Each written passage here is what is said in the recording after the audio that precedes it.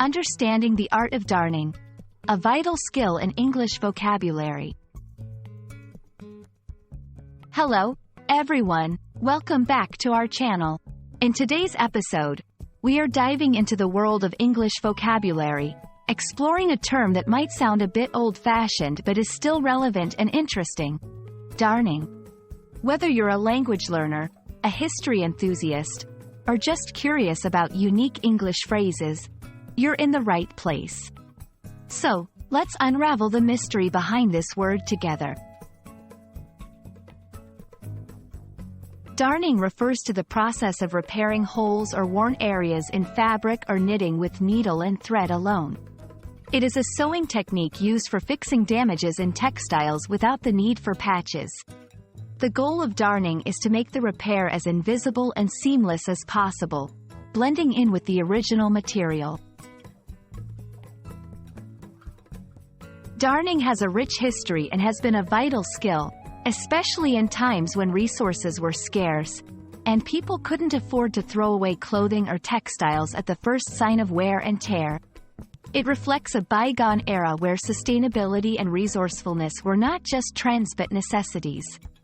While it's less common today due to the availability of cheap clothing and textiles, darning is still a valued skill in the realms of sustainable living and textile arts.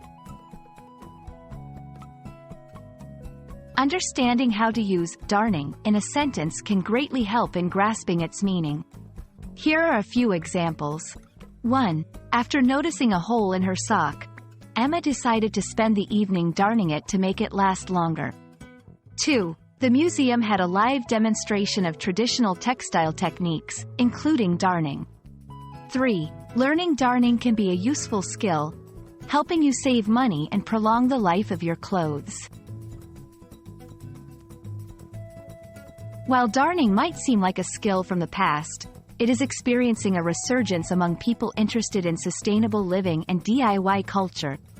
Learning to darn can not only save you money but also contribute to reducing waste, making it a valuable and relevant skill even today. Thank you so much for joining us in today's journey through the world of English vocabulary and textile arts. We hope you've gained a deeper understanding of what darning is, its historical context, and how it remains a valuable skill in our modern world. Remember, language learning is not just about memorizing words, it's also about understanding the stories and contexts behind them. So, keep exploring and enriching your vocabulary. Until next time, happy learning!